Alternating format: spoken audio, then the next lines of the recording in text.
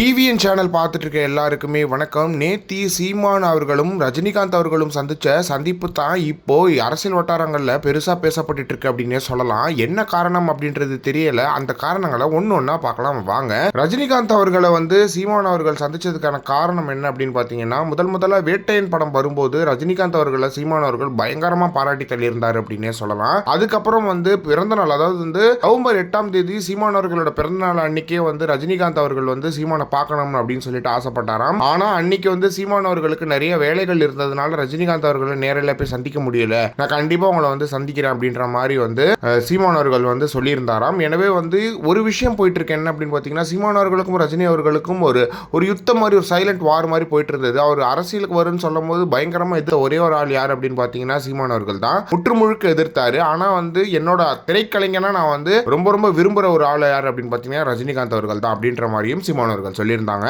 இந்த நிலையில் இவங்க ரெண்டு பேரும் சந்திச்ச சந்திப்பில் என்னென்னலாம் பேசியிருக்காங்க அப்படின்றது தான் இப்போ ட்ரெண்டிங்கில் போயிட்டு இருக்கு. அதில் அவங்க பேசும்போது என்ன சொல்லியிருந்தாங்க அப்படின்னு பார்த்தீங்கன்னா, வேட்டையன் திரைப்படத்தை பற்றி பயங்கரமாக பேசியிருந்தாங்களாம். நேற்று இரவு 8 மணிக்கு இந்த சந்திப்பு நடந்திருந்தது. வேட்டையன் திரைப்படத்தை பற்றி இவங்க ரெண்டு பேரும் பேசுனது ரொம்ப முக்கியமாக இருந்துச்சாம். அதுக்கப்புறம் நலம் விசாரித்து கொண்டனால சிரித்து நல்லா சந்தோஷமாக பேசிட்டு இருந்தாங்களாம். அரசியல் நிகழ்வுகள் குறித்து பேசிட்டு இருந்தாங்களாம். கண்டிப்பாக விஜய் அவர்களோட அரசியல் வருகை பற்றி ரெண்டு பேருமே பேசியிருப்பாங்க அப்படின்றதுல எந்த ஒரு மாற்றமே கிடையாது. எனவே இந்த அரசியல் சந்திப்பா இல்லைனா ஒரு நட்பு ரீதியான சந்திப்பா அப்படின்ற ஒரு மிகப்பெரிய கேள்விகள் எழுது.